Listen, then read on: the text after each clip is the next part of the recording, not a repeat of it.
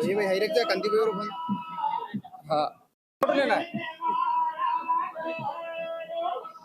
Photo ले लो। ये आना चाहिए, ये वाले। दोस्तों नमस्कार। आज कांति दादा आपका जो भाषण था, सबसे ज्यादा लोगों ने उसमें तालियां भी बजाई। और इस तरह का अग्रेसिव भाषण बहुत ही यहाँ के लोग जो थे वो भी कह रहे थे कि बहुत अलग तरीके से इस बार भाषण दिया आपने। किस बात का क्रोध था आज आपको?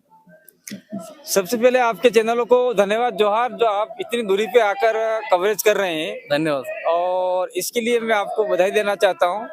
मेरा जो भाषण था वो भाषण इस कार्यक्रम को रोकने के लिए कुछ लोग प्रयास कर रहे थे, तो उन रोकने वाले षड्यंत्रकारियों के लिए था।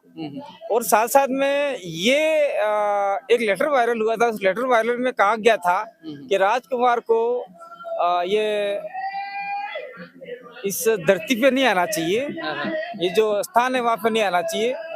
तो मैं कहना चाहता हूँ आपके चैनल के मार्फत से, तो क्या ये धरती जो लेटर वायरल करे उनकी है, या जिला प्रशासन की है, या किसी पार्टी विशेष की है? इसीलिए मेरे को आक्रोश हो गया था कि हमारे समाज का, चाहे आपका बीजेपी का कार्यकर्ता हो, कांग्रेस का हो, आरएसएस का हो, या आपका मिशनरीज का हो, या कोई भी कार्यकर्ता हो, तो जो आदिवासी आस्था है उसको मानता है तो यहाँ आने का पूर्ण अधिकार है और इसको कोई नहीं रोक सकता। संविधान भी इसकी मान्यता देता है, आओ जाओ। उनका विरोध, इसलिए हम भी गए थे वहां पर। उनका ये कहना है कि राम को नहीं मानते और ये पांडवों की धरती और ये हिंदू धर्म का जो विरोध करते हैं, और ये है घोटेश्वर महादेव का स्थान है, तो फिर ये धर्म के विरोधी यहाँ आ रहे हैं। इस तरह से उनका कुछ विरोध नहीं, ये जो धर्म का विरोधी आ रहे ऐसा कहने वाले, पहली बात तो आदिवासी है या हिंदू है या ईसाई है या मुसलमान है या सिख है या यहूदी है या कौन लोग हैं ये ऐसा कहने वाले? ये मैं आपके चैनल से उनको पूछना चाहता हूँ, क्योंकि ये वीडियो आगे तक जाएगा।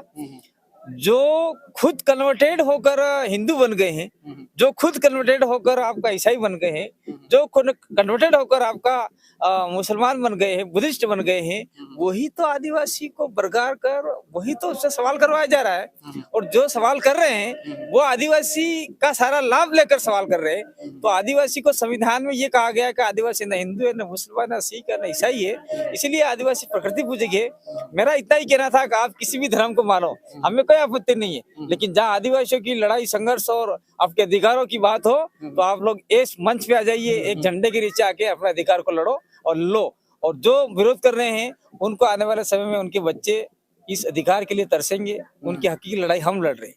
लोगों का सवाल है कि ये जो विरोध अभी चल रहा है इस तरह से, जो धर्म की राजनीति, एक तरह से जो कमेंट बॉक्स में लोग कमेंट कर रहे हैं, ये क्या आने वाले उपचुनाव को लेकर?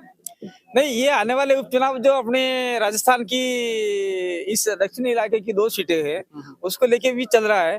दूसरा, मैं ये आपके चैनल के मार्फत से कहना चाहता हूँ कि सब ज्यादा सवाल खड़ा कर रहे हैं मन्नालाल रावत, जो उदयपुर के सांसद है, वो ज्यादा सवाल खड़ा कर रहे हैं। तो मैं उनको एक सवाल आपके चैनल के मार्फत से करना चाहता हूँ, यानी देश के 46-47 सांसद और जितने भी आपके एमएलए हैं अलग अलग राज्यों के, उनके अंदर एक कॉलम आता है कि आपका हिंदू धर्म से कोई वास्ता है कि नहीं है, तो वो नील करते हैं।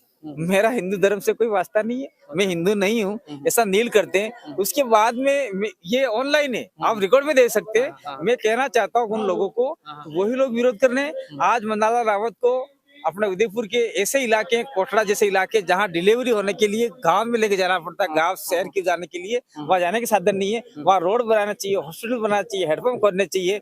और वहाँ बहुत संपूर्ण पूर्ण रूप से आदिवासी इलाका है, उस इलाके में मास्टर नहीं है, स्कूल जर्जर हो गई है, जंगल के इलाकों में बहुत दयनीय स्थिति है। ऐसी स्थिति में विकास के काम छोड़कर धर्म धर्म धर्म के डंके बजाए जा रहे हैं। इसलिए यह राजकुमार जी को बार बार टॉर्चर कर रहे हैं। और राजकुमार जी को मैंने कह दिया है अभी कि अपन को धर्म के पीछे नहीं पड़ना है, अपन को विकासात्मक काम करना है डंगूपुर बांसवाड़ा में, और हमें विकास चाहिए।